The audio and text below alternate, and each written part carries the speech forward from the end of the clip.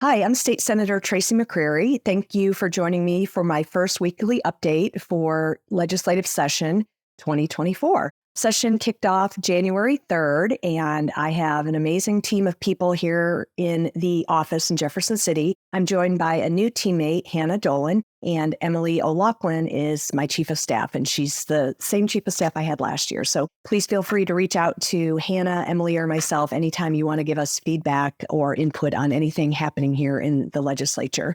We did get off to a fast start this first full week of session. I participated in a Senate education hearing yesterday where we heard several voucher bills. So I'm concerned with all of the bills that were presented. I feel like vouchers take money away from public schools that are neighborhood schools, and the vast majority of Missouri kids are attending public schools. So I hear repeatedly from all of you about we should be doing things that support our public schools and make sure the schools have the funds that they need to properly pay their teachers, to be able to go to school 5 days a week and not have to cut down to 4 days. So the bills that we heard in Senate Education on Wednesday are a no-go for me at this point.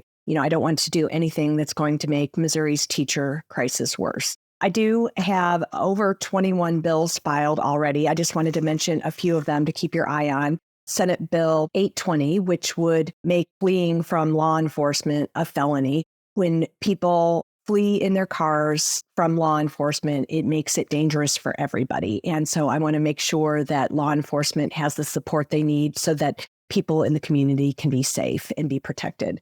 Another bill I filed is Senate Bill 821. It is a bill that has bipartisan support. A colleague of mine from Jefferson County filed comparable legislation. What this bill would do is it would allow for a true annual supply of hormonal contraceptives. Research shows that when women have access to a full year's supply of their birth control, that it can reduce unintended pregnancies by 30%. And I think that's something we all can agree on, that it would be a good thing.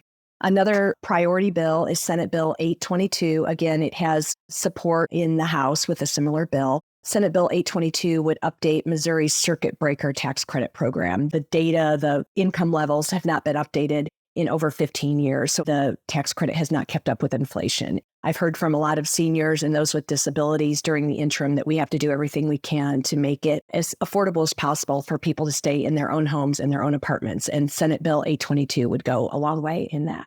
Anyway, thank you for joining me. The Senate will be closed on Monday in observation of Martin Luther King Jr. Day, but we will be available by phone or email anytime. So feel free to reach out, and hopefully you'll be tuning into these updates regularly. Thank you.